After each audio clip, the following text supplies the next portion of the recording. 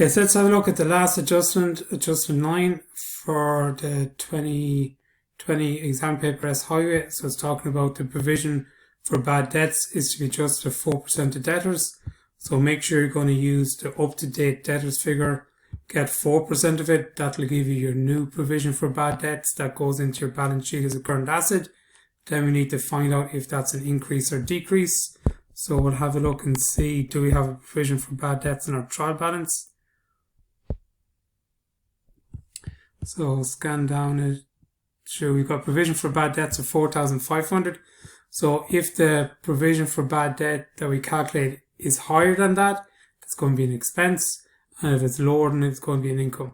So let's have a look and see. So we should have a debtors figure as part of a previous adjustment. So debtors working 14 and 98,000. So we're going to use that debtors figure then to calculate the new provision for bad debts.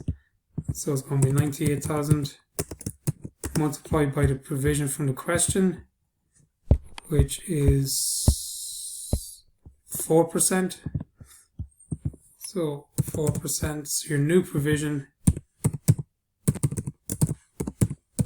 is going to be 3,920. So that is going to go into your balance sheet as a current asset with the 98,000. So the new provision is 3,920. The old provision from the trial balance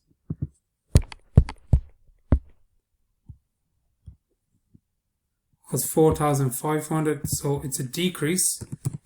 So we're getting more money back. So it's a decrease of, we're going to take these away from each other, 580. So that 580 then is extra income that we're going to receive, and we're going to add that onto our operating income or our operating profit.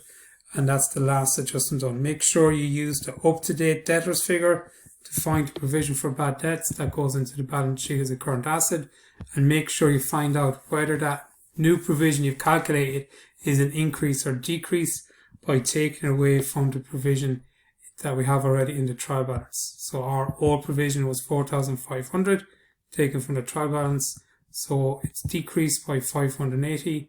So we're going to get an extra €580, and that's going to go into your add operating income.